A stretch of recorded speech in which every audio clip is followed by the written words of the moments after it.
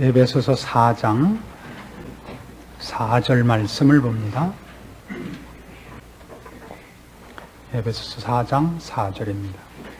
몸이 하나이요 성령이 하나이니 이와 같이 너희가 부르심의 한 소망 안에서 부르심을 입었느니라. 주도 하나요 믿음도 하나요 세례도 하나요 하나님도 하나이시니 곧 만유의 아버지시라. 만유에 계시고 만유를 통일하시고 만유 가운데 계시도다. 오늘 우리가 생각하려고 하는 것은 이제 우리를 하나 되게 하신, 교회로 우리를 부르시며 그리스도를 머리로 하여 한 몸으로 우리를 부르셨다는 것을 근거로 했을 때 나타나는 신자들의 신앙생활의 구체적인 어떤 원리들입니다. 지난 시간에도 말씀드린 것 같이 신앙생활이란 결국 교회라는 기준에서 풀지 않으면 늘 해답 찾기가 어렵습니다. 그것은 어떤 의미에서는 단체 생활이요, 어떤 의미에서는 힘을 합쳐서만 만들어지는 것이기에 각자가 자신을 절제할 수 있어야 되며 위치를 파악하며 자기에게 맡겨진 부분을 전체 속에서 파악하는 일이 꼭 필요하다는 얘기가 됩니다. 이제 우리가 교회 안에서 이 생활을 하며 그렇게 함으로써 하나님께서 우리 각자를 부르신 부름 속에서 개인을 어떻게 성숙시키려고 하고 있다는 것을 알아야 됩니다. 하나님께서 이 일들을 통하여 우리에게 우리가 상상치 못했던 어떤 일들을 이룰 것입니다. 그것은 성경식으로 표현하자면 점도 없고 흠도 없고 주름 잡힌 것 없는 완전하고 하나님의 모든 충만하신 것으로 충만한 그런 자리라고 합니다. 혼자서 하는 게 더 쉬워 보이지만 하나님께서는 하여튼 이렇게 여럿을 불러서 그 속에서 우리를 훈련시키는 쪽이 우리에게 이익이라고 말씀하시는 셈입니다. 하나라 하는 얘기를 얼마나 이 에베소서 4장이 강조하고 있는가를 주의해서 보셔야 됩니다. 몸이 하나요, 성령이 하나요, 부르심의 한 소망이요, 주도 하나요, 믿음도 하나요, 세례도 하나요, 하나님도 하나라. 하나로 얘기를 이어오고 있습니다. 우리가 이렇게 교회로 모이는 것은 어쨌든 한 몸이며 한 성령께서 우리를 몸으로 묶으신 것임에 틀림없습니다. 말하자면 한 분에 의해서 이리로 보냄을 받았고 그리스도를 머리로 해서 한 몸으로 우리가 구성되었기 때문에 있는 어떤 공통점이 있다는 것입니다. 우리 지난 시간들 속에서도 연구해 본 것 같이 그건 획일성이 아닙니다. 어떤 동일한 원리, 동일한 근거가 있지 다양합니다. 다양한 건 외형이고 내용과 원리와 본질을 따져 들어가면 하나인 것입니다. 여러분 저 말씀 기억나십니까? 로마서 14장에 있었던 말씀. 어떤 사람은 주를 위하여 금식을 하고 어떤 사람은 주를 위하여 먹는다고, 어떤 사람은 이 날을 저 날보다 낮게 여기고 어떤 사람은 또 어떤 것을 낮게 여기는데 그건 모두가 다 주를 위해서 하는 거라고요. 그런 분명 동일한 공통점이 있습니다. 어떤 사람은 주를 위해서 금식하며 어떤 사람은 주를 위하여 오늘 잔치를 열며 어떤 사람은 주를 위하여 오늘 구제를 하고 있습니다. 우리는 늘 어떻게 싸우곤 하느냐 하면 구제를 해야지 왜 먹기만 해, 이런 싸움밖에 하지 못하죠. 다 믿음을 따라 주를 위해서 주 앞에 가진 그의 신앙 고백을 그렇게 표현하는 것입니다. 누구는 신앙을 공부하는 것으로 중심을 두고 어떤 사람은 기도하는 걸 중심을 두고 어떤 사람은 어떤 봉사하는 걸 중심으로 둘 수 있습니다. 그러나 다 같이 주를 사랑하는 것이요 주의 편을 들려고 하고 있는 것입니다. 그런데도 우린 싸우지요 늘. 그래서 우리가 이 한 몸으로 한 교회로 부름받았다는 것 때문에 분명히 알아야 하는 어떤 공통점들을 알아야 됩니다. 그것이 어떤 것들인가 우리가 살펴보기로 합니다. 우선 교회로 모인, 즉 한 몸이 되었고 한 성령으로 말미암아 이제 한 몸이 된 우리 모두가 갖는 성령께서 우리를 일로 보내셨기 때문에 모두가 갖고 있고 동일하게 기준으로 삼고 있는 것 중에 하나는 죄에 대한 깨달음이 있습니다. 말하자면 교회는 이런 것 때문에 우리 모두가 하나가 되어 있는 것입니다. 하나님을 모르던 자가 하나님을 알게 되었다. 하나님을 사랑하지 않으며 하나님을 인정하지 않던 자가 하나님을 인정한다. 그게 근거 아닙니까? 그것 아니고는 여기 모일 이유가 없습니다. 물론 종종 그것 없이도 오는 사람이 있습니다. 선거철에 국회의원 출마하면 가끔 찾아오죠. 뭐 성가대 야유회 가는데도 돈 주고 뭐 그런 일은 있습니다. 그거하고는 상관없는 일이죠. 교회가 어떤 데인가 하고 관광 여행으로 오는 거야 뭐 할 수 없습니다만 신자라 이런 이름으로 오는 사람은 어쨌든 그것입니다. 그거를 예수를 믿는다 이렇게만 생각하지 마시고 하나님을 믿는다 이렇게만 생각하지 마시고 그것이 죄에 대한 문제라고요. 죄에 대한 문제. 도덕적인 문제가 아니라는 얘기를 하려고 자꾸 죄라는 얘기를 합니다. 그러니까 신자들 속에서도 도덕적이고 윤리적이고 상식적인 문제에 있어서는 문제가 야기될 수 있습니다. 도덕성과 윤리성, 상식, 경우 이런 문제에서는 수준 이하에 있는 사람들이 있을 수 있어서 교회는 늘 골치 아픈 일이 생기는 법입니다. 그러나 어쨌든 모두가 하나 분명하게 갖고 있는 것은 하나님을 몰랐던 것이 잘못된 것이다. 하나님을 모르면 큰일이다 하는 부분만은 모두에게 공통되는 법이다 이겁니다. 그것이 없이는 교인이 아닙니다. 구경꾼이죠.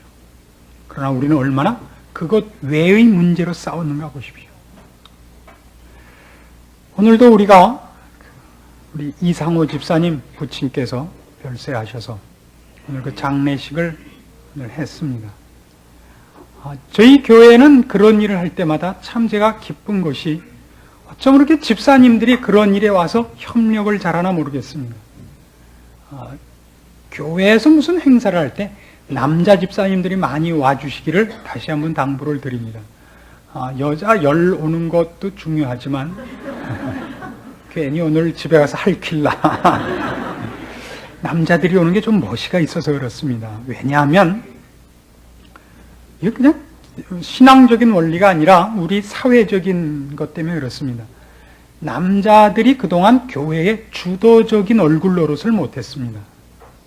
여자들이 타락할 때부터 여태껏 늘 앞장을 서는 바람에 좀 구기고 있는 부분이 있어요. 몹시 잘 하시지만 남자들이 오시는 것이 멋이 있습니다. 저희 교회는 그걸 참 잘합니다. 그리고 이제는 남녀 구별할 거 없죠. 집사님들이 그렇게 일을 잘 하실 수가 없습니다. 와서 자기 설 자리 서고 할 일 하고 할 말 하고 안 할 말 안 하고 그거 참 멋이 있는데 이렇게 조금 이런 표현을 하는 걸 용서해 주세요. 조금 어떤 때는 이게 다도 적절한 표현이라서 제가 그렇게 쓰겠습니다. 조금 재수 없을 때가 있어요. 아예 참 이런 표현을 쓰면 안 되는데 무슨 뜻이냐면 너무 매끄러워요. 이게 무슨 뜻인지 아시겠습니까? 난 할 일 다 했다는 게 얼굴에 너무 적나라하게 표현이 돼서 맑은 물에는 고기가 못 산다는 거 아세요?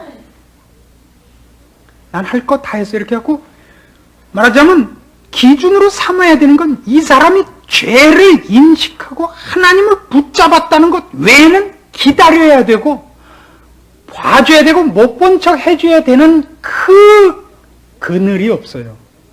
그 그늘이 너무 이렇게 자기 할 일 너무 정말 기가 막히게 해놓고 안 보는 것 같이 딱 짜려보고 있는 데는 전 숨이 가빠요. 저는 그래서 늘 그런 생각을 해요. 빨리 은퇴하자.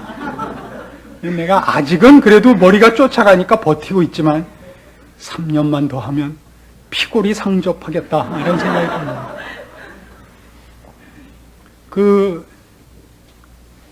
이 교육 수준이 높아지면서 신자들이 너무 그런데 너무 민감해지고 특별히 그 이유가 여태껏 교회가 가졌던 광신적인 어떤 면, 좀 몰상식했던 어떤 거에 대한 반발로 너무 깨끗한 거예요.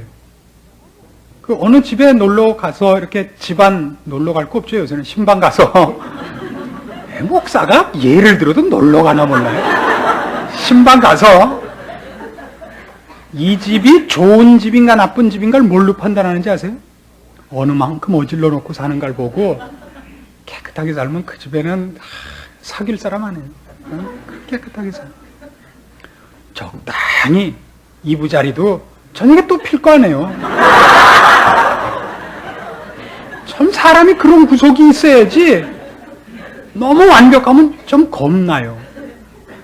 물론 하나도 맞지 않는 얘기 같지만 잘 생각해 보시라고요. 제가 알고 보면 괜찮은 사람이에요. 이런 설명 잘하는 사람입니다. 그런 거를 그런 문제에서 공격할 거야 뭐 있겠어요. 그러나 잘 연결해 보세요. 우리는 꼬집어야 되는 건 단 하나밖에 없는 겁니다. 예수를 믿으십니까? 예수를 안 믿으면 큰일 난다는 걸 아십니까? 그걸 인정해서 여기 와 있는 거 아니에요? 그 나머지는 변변한 신자 되는데 오래 걸립니다. 참 오래 걸립니다. 그걸 우리가 기다릴 줄 알아야 되는 겁니다. 이제 그가 하나님의 사람이 된 이후에 그에게 우리가 지금 요구하는 어떤 수준에 관한 것은 우리가 옆에서 아무리 뭐라 그래도 될 문제가 아니라 하나님께서 할 문제라고요. 어떤 의미에서? 여기 있는 것 같이 한 성령이 우리를 하나 되게 하셨고 하나 되게 한 그가 그를 우리에게 붙임으로써 내가 그를 다만 심판하고 그를 고치기 위해서 있을 뿐만 아니라 그가 나에게 숙제이기도 한 겁니다. 내가 그를 고쳐내는 게 아니라 그가 있음으로 인해서 내가 어디가 고쳐져야 하는 일이 있기 때문에 만났다는 것도 기억해야 된단 말이죠. 꼭 기억해야 되는 죄에 대한 깨달음입니다. 그래서 교회는 언제나 이 근거로 말미암아 겸손이 있습니다. 교회 안에 어떤 어려움이 있을 때 그 사람 이렇게 했으면 되는 걸 왜 이렇게 해서 그렇게 그랬어? 이렇게 하지 마시고 이런 일을 나보고 어떻게 처리할 것이냐라고 묻는 것인지도 모른다라는 생각을 하셔야 된다. 우리 교회는 뭐가 안 되고 이런 건 딴 사람이 다 해요. 그건 누가 하냐면 사람들이 사탄이 늘 하는 일이에요. 사탄이 욥을 어떻게 헐뜯었나 보세요. 너 어디 갔다 오냐? 세상을 이리저리 돌아다니다 왔습니다. 너는 왜 밤낮 그렇게 틈만 잡으러 돌아다니냐? 트집만 잡으러 돌아다니냐? 욥을 봐라. 어떻게 나를 섬기느냐? 사탄이 하는 얘기가 아니 축복해 주니까 믿지 축복 안 하는데도 그래요? 그럼 우린 지금 뭐 하고 있나 보세요. 우리가 바로 사탄이에요. 그런 의미에서 고소하는 자라고요. 누군 이렇고 누군 이래요. 난 아니에요 이거죠.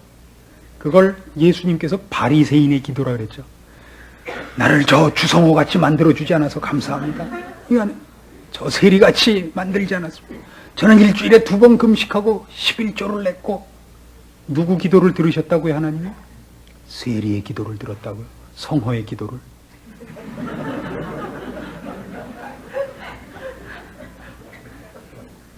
그 다음에 우리가 기억해야 되는 것은 우리가 새로운 피조물이라는 사실입니다. 고린도후서 5장에 가면 아주 재미있는 설명을 이 부분에 대해서 하고 있습니다.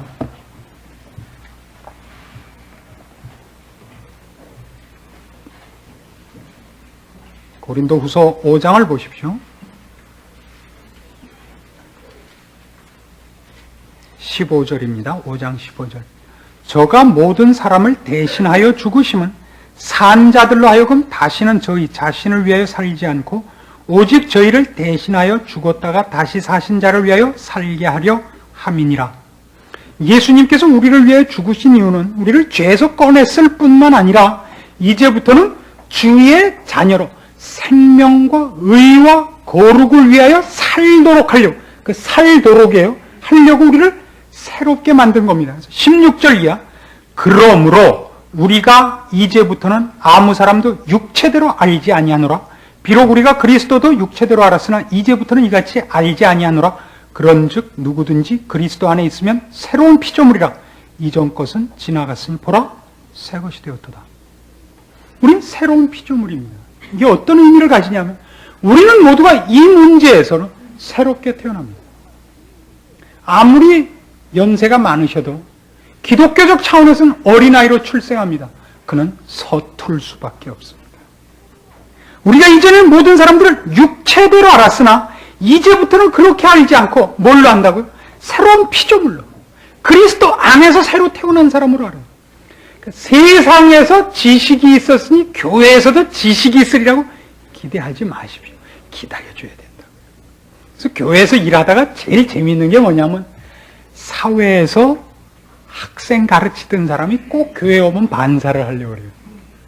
그럼 비례하지 않는다는 걸 아십니까? 주일학교에 가보면 누가 제일 애들을 잘 가르치게요? 하나님 앞에 진심을 갖고 있는 사람이 제일 잘 가르칩니다. 그래서 제일 골치 아픈 사람이 누구냐면 세상에 있는 전문 지식을 가지고 교회 일을 평가하는 사람이 제일 골치 아픕니다. 교회 행정은 왜 이래요? 뭐 어때서요? 우리 행복하게 사는데 왜 갑자기 들어와서 핏대는 세우고 그래? 뭐 어때서요? 오늘도 전기불 켜고 뭐 문 열고 다 들어와 앉으셨는데 뭐에 불만이 있어요? 언제 등록을 했는데 아직 전화도 안 하고. 전화가 늦었지 뭐이 잘못했든 전화가 좀 늦었죠. 롤스로이스라는 차를 아십니까? 세계에서 유명한 차 중에 끼죠. 롤스로이스의 그 광고하는 캐치프레이즈 중에 이런 게 있습니다. 롤스로이스는 고장이 없습니다. 근데 롤스로이스가 고장이 났어요. 시동이 안 걸리는 거예요. 아니 롤스로이스는 고장이 없다면서요. 롤스로이스는 고장이 없습니다. 다만 시동이 지금 안 걸릴 뿐입니다. 뭐 이 불만이 있어요. 그래서 이 은행 다니는 분, 오늘 최 장로님 없는 김에 실컷 욕평 좀 봅시다. 은행 다니는 분 가장 골치 아파요. 돈을 어떻게 이따구로 쓰냐 이거예요. 아니 우리가 금융기관인 줄 아세요? 우리가 어떻게 돈을 다 맞춰요? 돈을 딴 데다 쓰지 않고 다 정당한 데 썼대는데 왜 그래요? 그래도 이런 일에 그래 돈을 이만큼 드린단 말입니까? 그럼 뭐 어떡하란 말이에요? 그럼 증권 투자라도 해야 된단 말이에요? 교회가? 무슨 일을 하는데 이렇게 돈을 많이 써? 우리도 그 돈 쓰다가 우리가 참 돈 쓸 줄 모르는구나. 우리가 계산 하나 제대로 못하는 그 많이 회개해서 영적으로 깊어지고 겸손해졌으면 됐지. 돈 세이브해갖고 어떡하잔 말이에요 도대체가. 우리가 무슨 뭐 사채놀이를 할 거예요? 무슨 전당포를 할 거예요? 뭐 어떡할 작정이에요 도대체가. 제일 골치 아파요. 물론 최 장로님은 안 그러십니다. 최 장로님은 실력 있는 분이죠. 안 그러지만 이제 예를 들자면 그렇다 이겁니다. 그래서 이 구역장들도 어떤 구역장이 제일 골치 아프냐면 열심히 이건 이렇고 이건 이렇고 이렇게 가르치는 사람이 상당히 골치 아파요. 왜냐면 내가 다 가르쳤다는 자신 때문에 그 다음에 못한 건 상대방 책임이라고 그냥 들이받는 거예요. 난 나 할 거 다 했다 이거예요. 아니 이건 콩팥 이렇게 나눌 문제가 아닙니다. 내가 최선을 다해도 안 될 때가 있어요. 할 수 없는 거예요. 안 한 것도 그 대신 생기잖아요. 그럼 됐죠. 이모당 씨가 쓴 글에 이런 것이 있습니다. 서구 사회에 가니까 서구 사회에 있는 사람들이 그 물질 문명의 정수 아닙니까? 구라파가. 이 동양인에 대해서 제일 감당을 못하는 게 도대체 정확한 계산이라는 게 없잖아요. 12시 2분에 만납시다. 그러면 12시 20분에 나오는 거예요.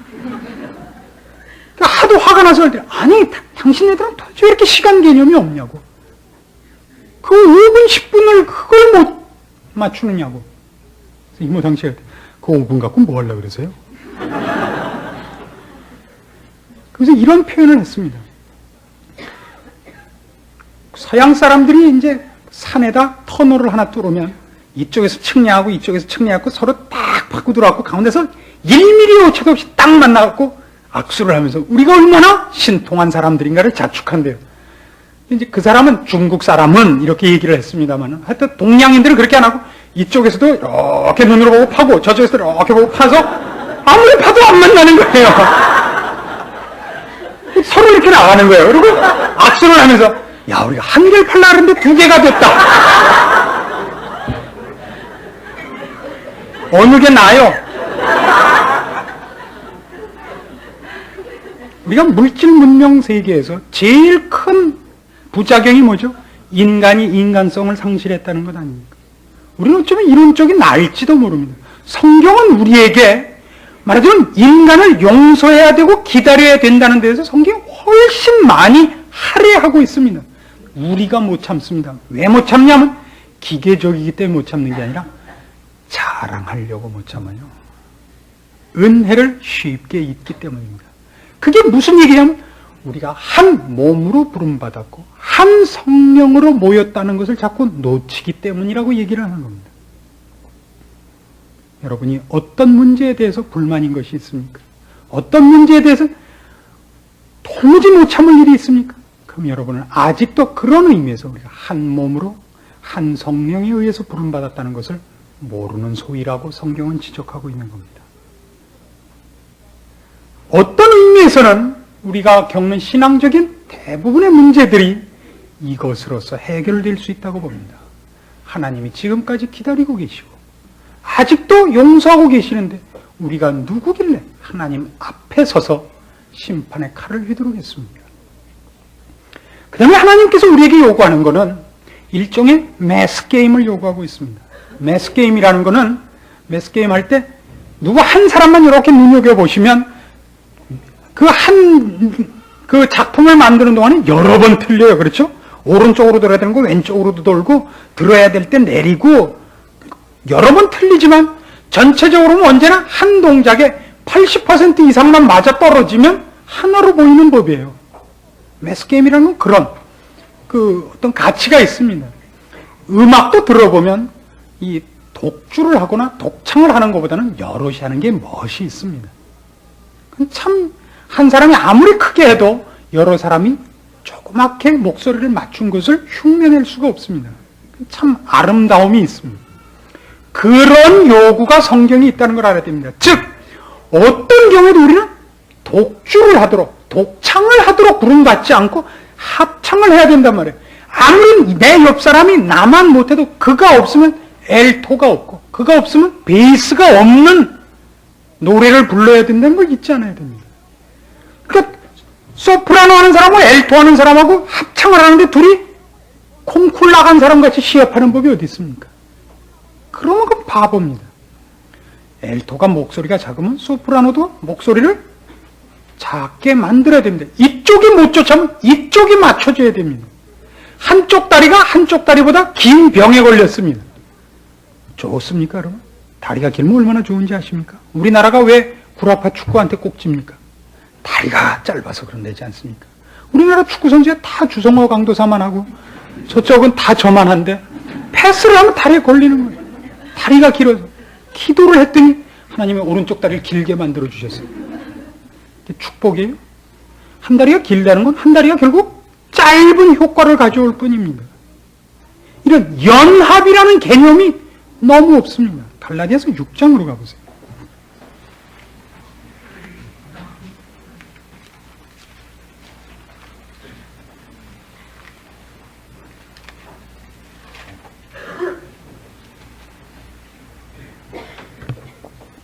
(1절) 말씀부터입니다. 형제들아, 사람이 만일 무슨 범죄한 일이 드러나거든 신령한 너희는 온유한 심령으로 그러한 자를 바로잡고 네 자신을 돌아보아 너도 시험을 받을까 두려워하라. 너희가 짐을 서로 지라. 그리하여 그리스도의 법을 성취하라. 그리스도의 법을 성취하라. 짐을 나누지는 것이 큰 일로 되어 있습니다. 그리스도의 법을 성취해야 돼요.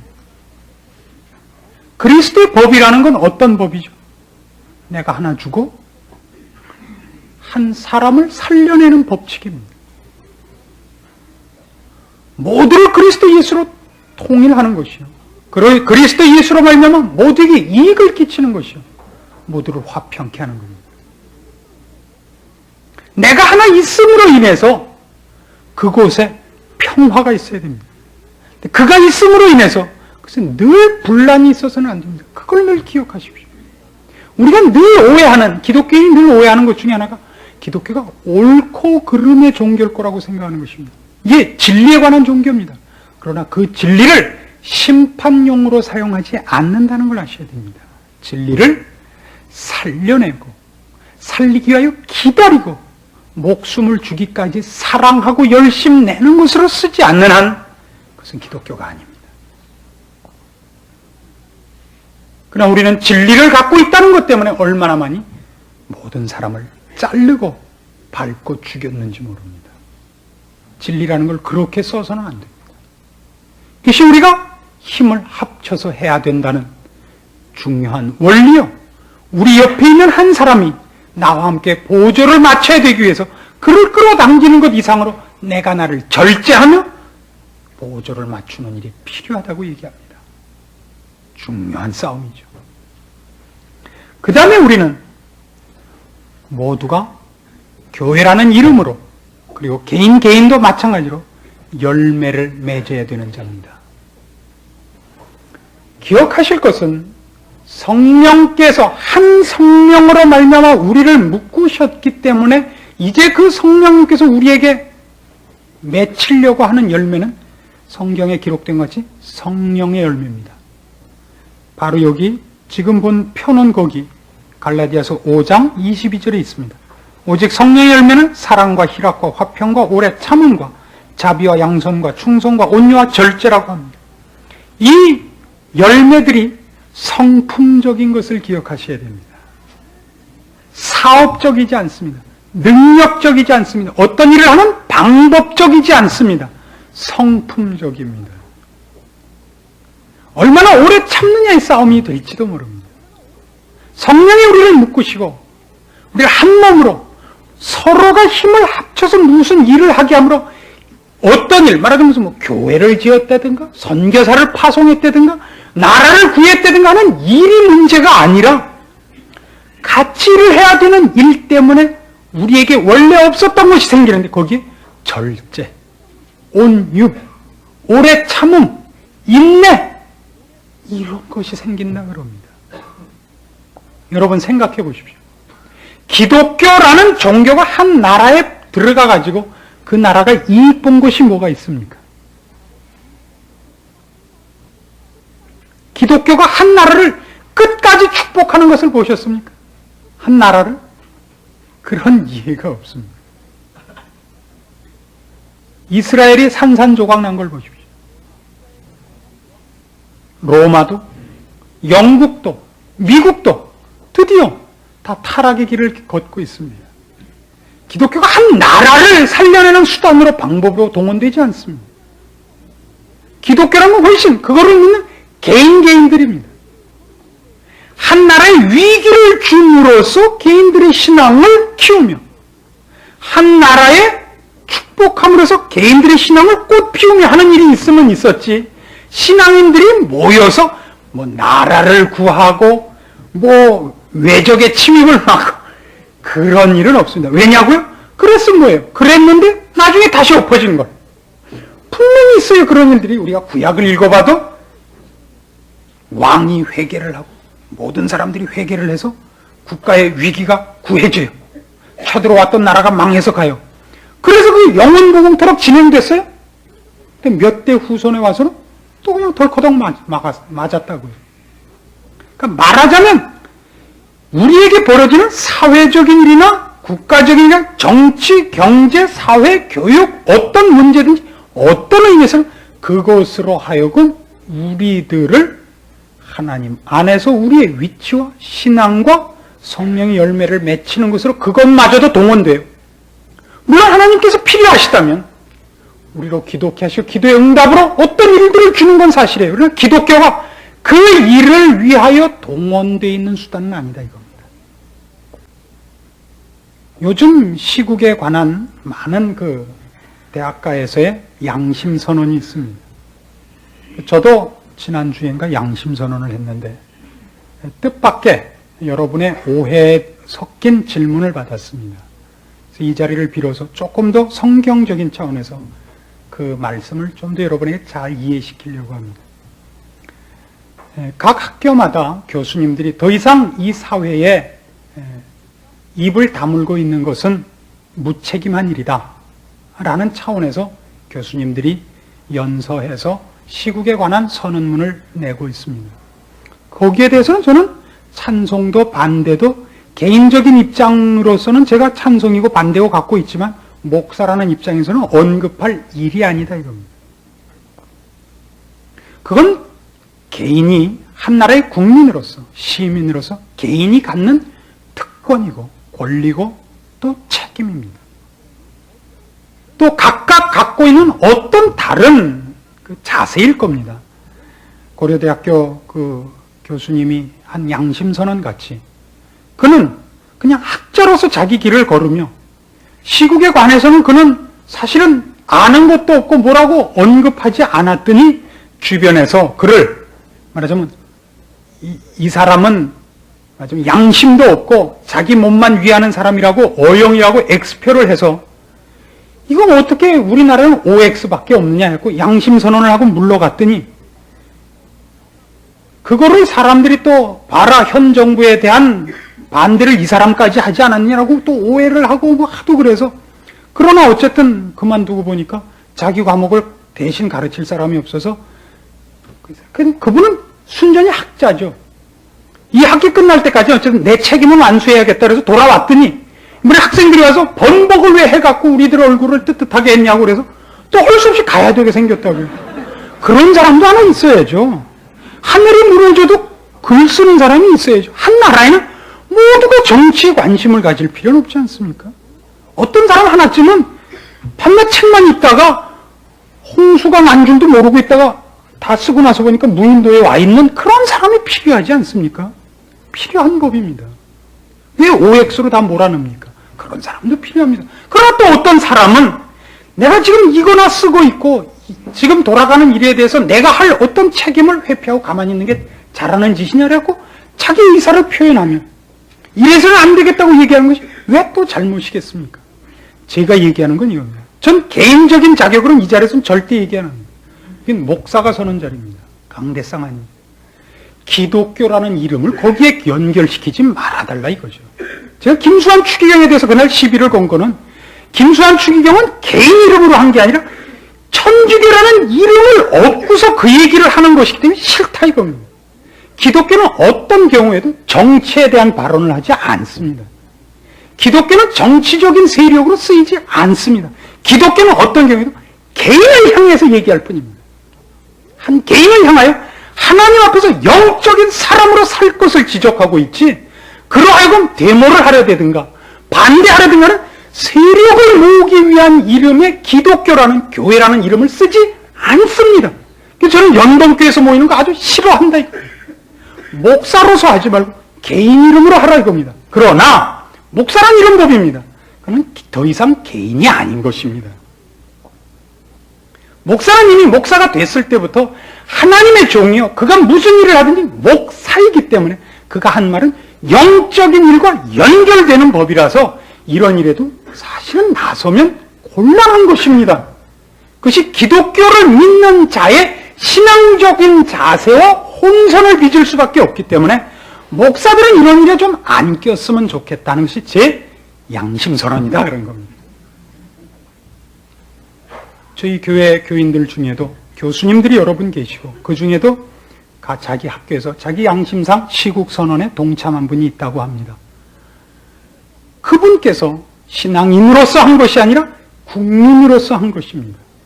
거기 무슨 나는 신앙인이라고 붙일 필요가 없죠. 신앙인이라고 해서 한 나라의 국민이 아닌 것이고 한 나라의 사회에 대해서 책임이 없는 것이 아니기 때문에 국민과 시민으로서 그의 견해와 자기가 믿는 바에 대한 자기 양심에 따른 결정을 하는 것은 잘하는 것이라고 저는 봅니다. 우리가 성경에 나온 것 같이 누구는 그렇게 하는 것이 하나님 앞에 양심스러운 일이라고 생각할 수 있고 누구는 또 그러지 않는 것이 양심스러운 일이라고 생각할 수 있다 이겁니다.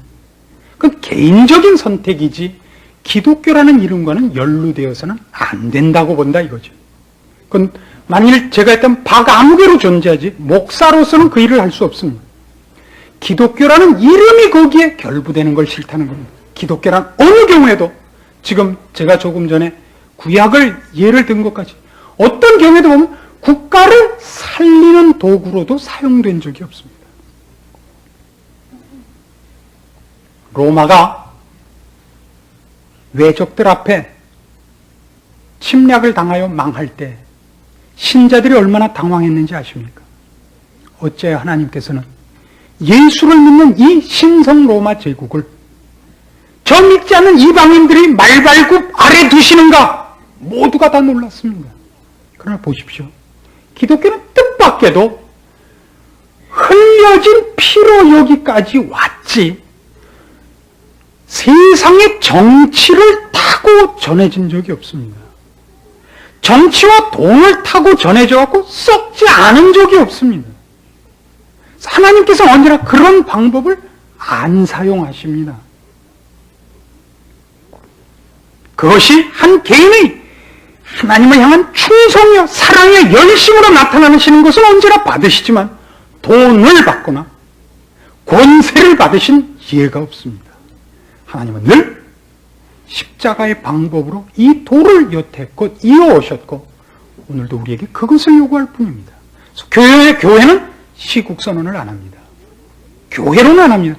그러나 여러분 개인이 필요해서 옛날 4.19 때 같이 이건 안 되겠다 해서 앞장서신다고 저는 잘했다고 그럴 겁니다. 잘한 겁니다. 용기 있는 일이었습니다. 라고 개인적으로 얘기를 할지언정 교회가 그 일에 서는 것은 반대다 하는 것이 기독교의 저는 중심 내용이라고 생각을 하는 것입니다. 그래서 여태껏 본 바와 같이 우리는 사실 우리가 당하는 여러 가지 일에 있어서 사회나 정치나 경제나 혹은 집안 일이나 또는 교회 일이나 모든 일을 통하여 결국 내가 만들어져 가는 것이 하나님의 궁극적인 목표라는 걸 발견하게 되는 것입니다. 사회가 어렵습니까? 정치하는데 뭐 마음에 안 드는 것이 있습니까? 그런 모든 것을 통해서도 결국 우리에게 만들어지는 것은 우리가 무엇을 목적하고 사는가? 내가 무엇을 믿고 살며 무엇을 바라고 사는가 하는 것으로 자꾸 자신을 돌아보게 하여 영원한 소망을 더욱 굳게 하며 한 사람이 얼마나 많이 온유하고 기다려야 되는가?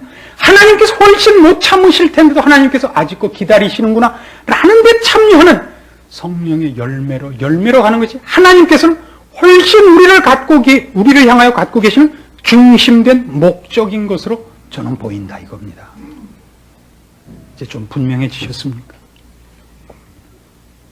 옛날에 링컨이 국회의원 출마를 하느라고 이제 유세를 하러 갔는데 정적하고 같이 이런 교회당에 모여서 같이 유세를 하게 됐습니다. 옛날 미국에도 개척기에는 어디를 가나 뭐 강당이 있었던 것이 아니되 교회에서 종종 모였던 것입니다. 대부분 다 신자들이고요. 미국이란 나라 초창기라 그랬죠. 근데 이제 정적인 상대방이 유세를 하다가 하도 사람들이 자기 말에 동의를 안 하니까 어쨌든 동의하는 분위기를 만들어서 자기 결론에 동참시키려고 중간에 이렇게 물었습니다. 여러분 천국 가고 싶은 사람 손 드시오. 그랬단 말이에요. 몇 손 안 들었어요. 이게 곤란하잖아요. 자기 말에 일단 예스를 만들어내기 위해서 지금 분위기를 끌고 가려는데 몇 안 되죠. 그래서 화가 나서 그럼 지옥 가고 싶지 않은 사람 손 드시오. 그랬더니 다들 드래요. 이제 어쨌든 많은 사람이 자기 말에 어쨌든 예스를 하게 만들었으니까 통쾌해서 뒤를 쫙 돌아봤더니 링컨이 그냥 앉아서 졸고 있더래요. 그러니까 때는 이때다 싶어서 링컨 씨 그럼 당신은 지옥에 가고 싶단 말이요? 그랬더니 벌떡 일어나서 아니요 나는 국회에 가고 싶소. 혼동하지 마세요. 둘은 결부될 싸움이 아닙니다. 둘은 결부될 싸움이 아닙니다. 성경적으로 얘기하자면 이 세상에 대해서는 우리는 희망을 가지지 않는 사람들입니다. 책임이 없다는 얘기가 아니라 세상이 잘 될 것이라고 믿지 않습니다. 마르코스가 없어져서 필리핀은 좋겠죠. 정말 그럴까요? 두고 보십시오. 어느 곳에나 마르코스 때문에 망한 것이 아니고 필리핀은 인간이 죄인이기 때문에 망했던 것입니다. 코라손이 이제 마르코스보다는 좀 나아질까요? 마찬가지입니다. 우리가 골치 아픈 게 정부 때문입니까? 여러분 애 때문입니까? 여러분 애 때문이죠. 뭐 승질 나는데 자기의 뭐라 그러기는 유전인자상 자기도 연루되니까 그게 딴 사람한테 화풀이 하는 거지. 우리 골치 아픈 것이 어떻게 정치, 경제, 사회가 전부입니까? 아니요. 산다는 것 자체가 죄악 덩어리 속에서 우리가 서로를 쏠며 서로를 잡으며 서로를 씹는 속에서 죄악의 관용한 속에서 사는데 어떻게 사는 것이 행복하고 어떻게 사는 것이 만족스럽겠습니까? 아니죠. 너무 쉽게 가지 마십시오. 그걸로 풀리지 않습니다. 예수를 믿는다는 것은 그것을 알기 때문에 지금 우리가 여기 와 있고 세상이 주지 않는 소망 속에 우리가 몸을 담고 있는 것 아니겠습니까? 우리의 사회와 우리의 시대 앞에 우리는 책임을 져야 합니다. 정당한 사람으로, 정직한 사람으로, 책임 있는 사람으로, 무엇이 진리며 무엇이 생명인가를 나타내는 사람으로, 그리고 정직한 시민으로 살아야 할 것입니다. 그러나 하나님께서 이 모든 일을 통하여 우리에게 만들고 싶어 하시는 것은 어떤 의미에서는 유토피아도 아니며 멋있는 교회도 아니며 숫자적으로 3천만 동포가 다 예수 믿는 일도 아닙니다. 확실히. 어쨌든 하나님의 자녀들을 하나님의 자녀답게 완성하는 일이라 그럽니다.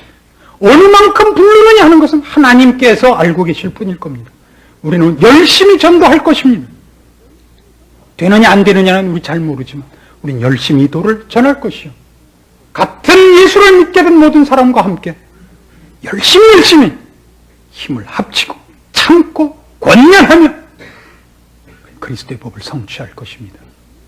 그래서 하나님은 영원한 나라를 준비하신 우리 아버지로 우리에게 신의 성품을 완성시키는 자로 그래서 그분이 가지셨던 기쁨과 충만한 것으로 우리를 채우사 우리가 어떤 환경 속에서도 기쁘게 하는 것으로 소개되어야 될 것입니다.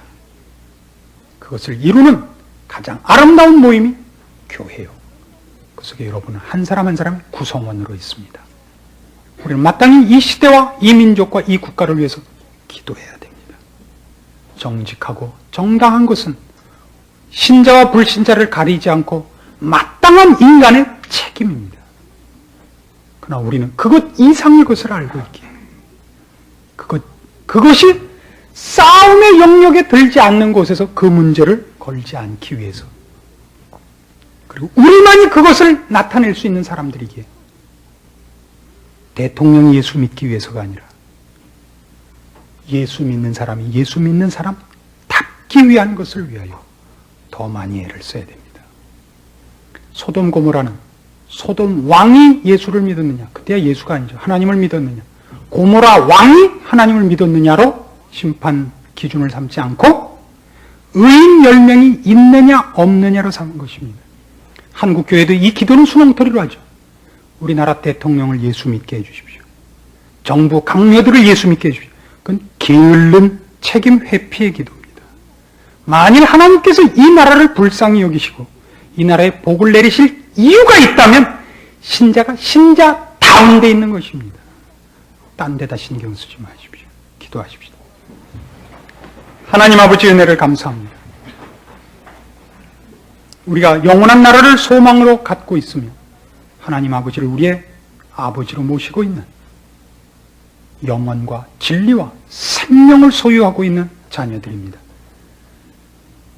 우리의 삶이 주 예수 그리스도의 인도함 속에서 성령의 열매를 맺으며 하나님의 자녀로 크는 데 있음을 이제 믿습니다.